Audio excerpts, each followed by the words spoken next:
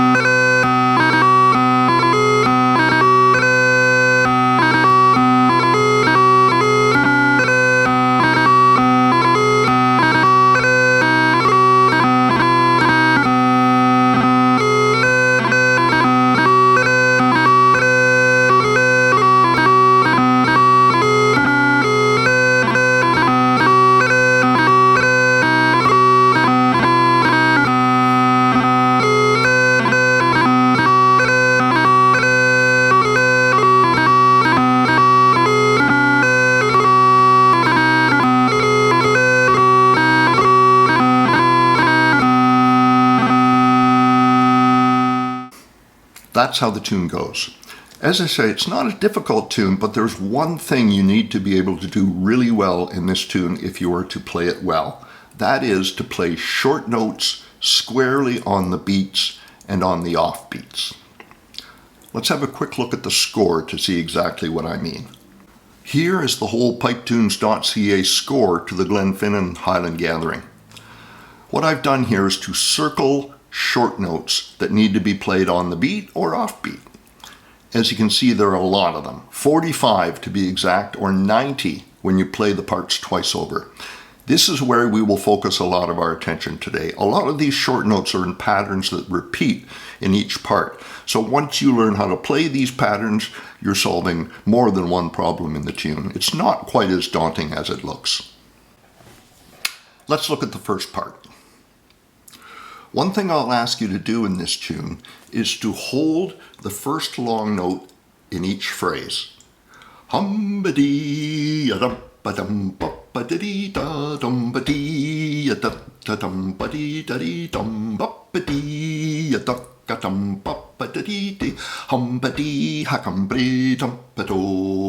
Standard procedure in 2/4 marches. Bar 1. At the end of bar 1, the second last note is a short B that appears on an offbeat. Let me describe what I mean by beat and offbeat. If I sing the first line of this tune, clapping out the beats, what you hear is this. Hum-ba-dee, ha-ha-dum, bum-ba-dee, ho-ba-dee, ha-ha-dum, ho-dee, ha-dee, ho. If I count out the offbeats as well, what you hear is this. Hum-ba-dee, ha-ha-dum, bum-ba-dee, ho-ba-dee, ha-dum, ba-dee, ha-dee, da. So in our first bar, we hear that short B at the end of the bar is on the offbeat. Hum-ba-dee, dum-ba, ha-cum, hup-ba-dee, dum-da, ha-cum. Avoid this. Hup-ba-dee, da-da-da-dum. Putting the ta-cum early and hitting the low A on the offbeat instead of the B. Hum-ba-dee, da-da-dum. No. Hum-ba-dee, ba-dee, ha-cum. Second bar, we have another short note that's on a beat or an offbeat. In this case, it's an offbeat, and it's the F right in the middle of bar 2.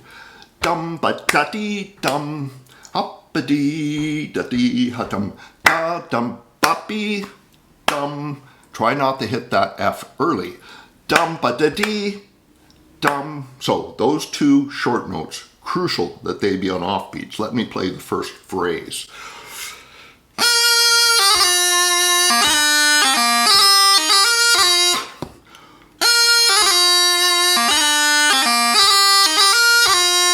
So wait for the short B in the first bar, wait for the short F in the second bar.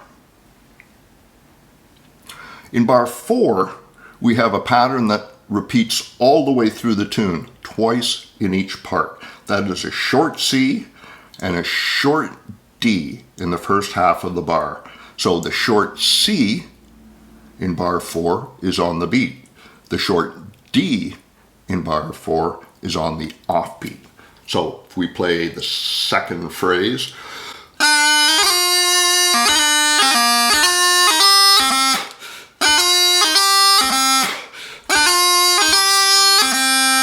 avoid playing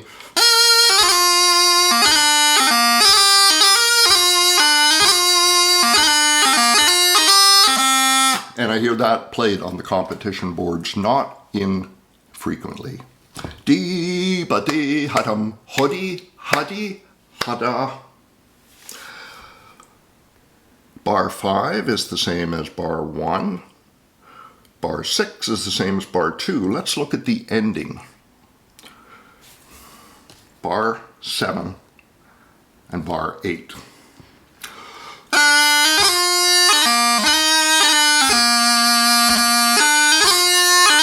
There's a ta-cum, a short note that's on the offbeat.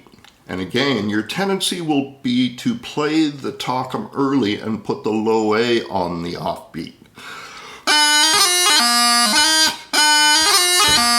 No, wait for it. Wait on the E.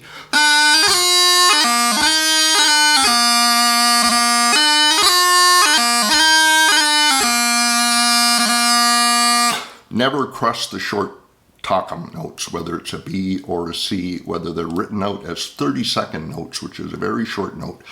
Don't crush them. Okay, that's the first part. Let's hear the first part played in the practice channel.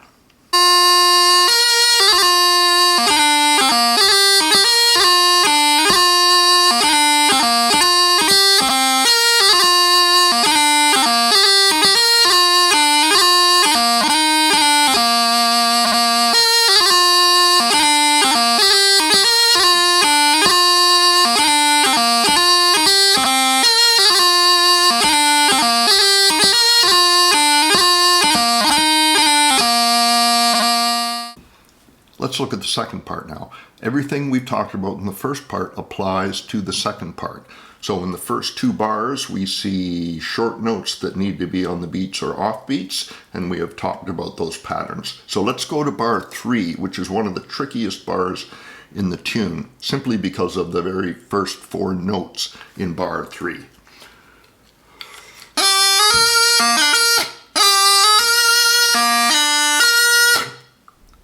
That's a short C with a D grace note on it. This is a tricky little pattern to play. You have to be able to play a very accurate D grace note on a very short C right after a very short low A. So those notes are short. They're not cut out of existence. The C with the D grace note on it is on the offbeat. Dum-ba-dee, um-ba-dee, dum-ba-dee, um-ba-dee, da. Make sure you hit it on the offbeat.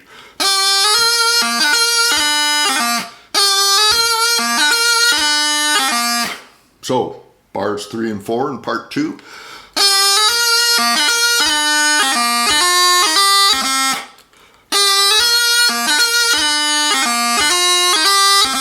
That little high A phrase takes a real touch. Practice that phrase until you get it just right. Those 2 bars are pretty much exemplary of the rest of this tune. If you can play these 2 bars 3 and 4 in part 2, you can play pretty much the whole tune. Again, it's all about putting the short notes on the beats and off beats. The rest of that part, we've been over those patterns. I would like to say one thing, and that is about phrasing.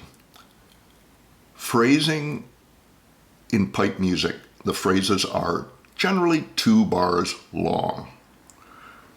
What we do with those phrases is we try to separate them just a little bit. So when I get to the end of phrase 1, I'm going to just hold the last note just a little wee bit before I drop into the next phrase. For example, hum-ba-dee, ha-da-dee, hee, da-dum, ba-ba-da-dee, ha, da-ba-dee, da-da-dee, ho, ha-dum, ha-dee, ha-dee, ha, dum-ba-dee.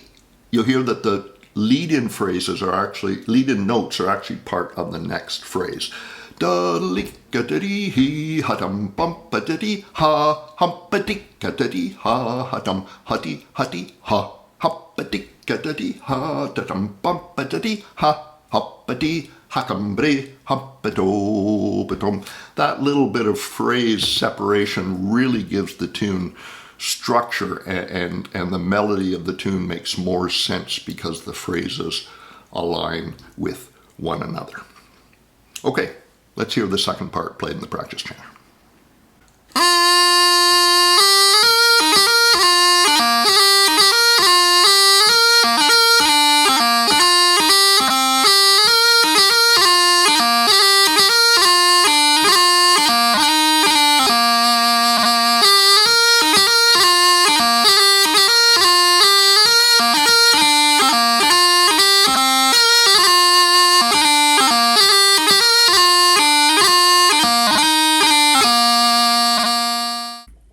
The third part is a little different, but putting short notes on the beats and off beats is still the order of the day. In the third part, we need to be able to do this well.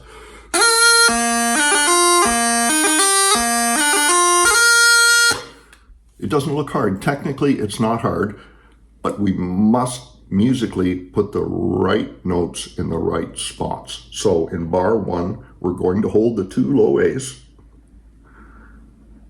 The 2 30-second notes that follow the long low A's, they're short, but they're not too short.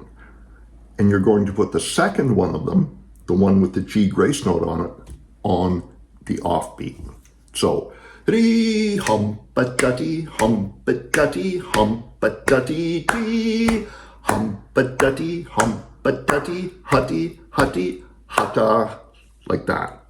So, let's hear those first 2 bars.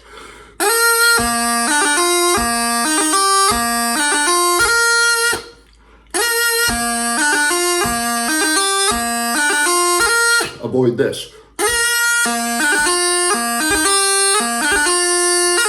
which is putting the G grace note ahead of the beat.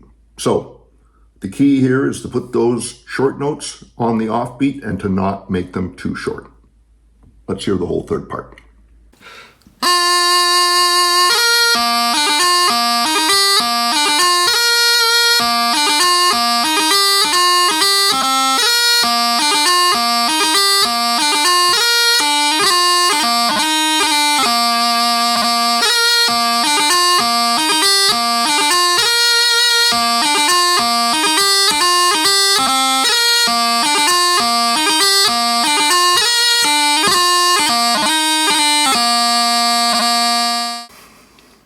first phrase of the fourth part is tricky, but again, it's all about putting the short notes on the beats or off beats. In the first bar,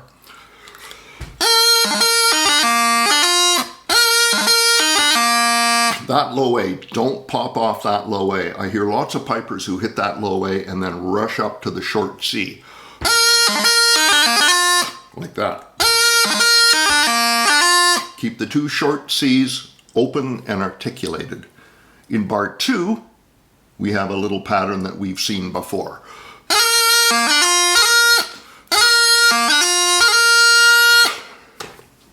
In bar 3, we have, and 4, we have 1, 2, 3, 4, we have 5 short notes that need to be on beats or off beats. 3 of them are on beats, 2 of them are on off beats. All nice and open, like this, bar 3 and 4.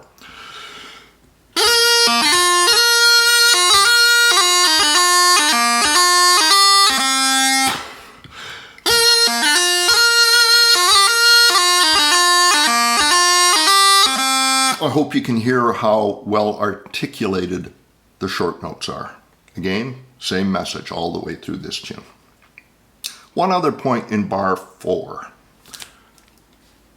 The bar ends with a B strike, and this occurs in every part. Make sure you don't hit that B strike early. The G grace note before the strike is going to happen when your foot hits the floor.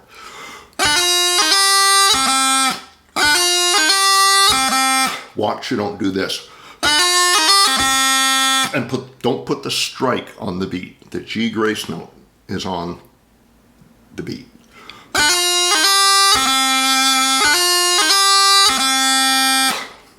So, phrase 2.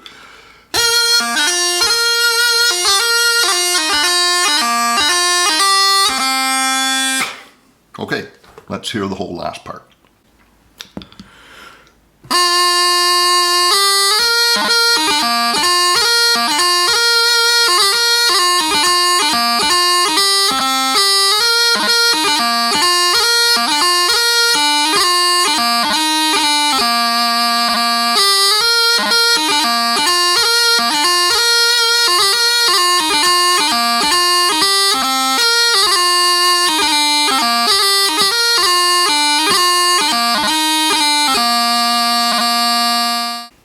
You'll notice as we work through this tune that many of the little patterns that we're practicing repeat several or even many times. As you're learning a tune like this, don't hesitate to isolate little spots, whether it's a phrase or a bar or even 2 notes. Take them out of the tune and practice them outside of the tune when you only have that to think about on the practice janner.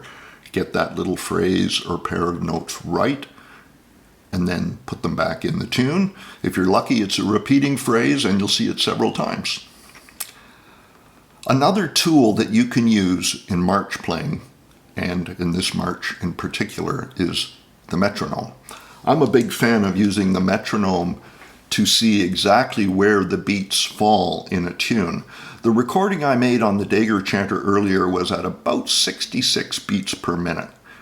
I like to double time the metronome, so 66 beats per minute becomes 132 beats per minute. I sing the tune to the metronome, and by doing that I can hear exactly what notes fall on what beats and off beats. For example, humpity hakam puppity hee humpity hakam putty hutty humpity hakam puppity hee humpity hakam pre huppato hickety hakam. You can hear exactly where those short notes fall. Tremendous tool to learn how to play marches.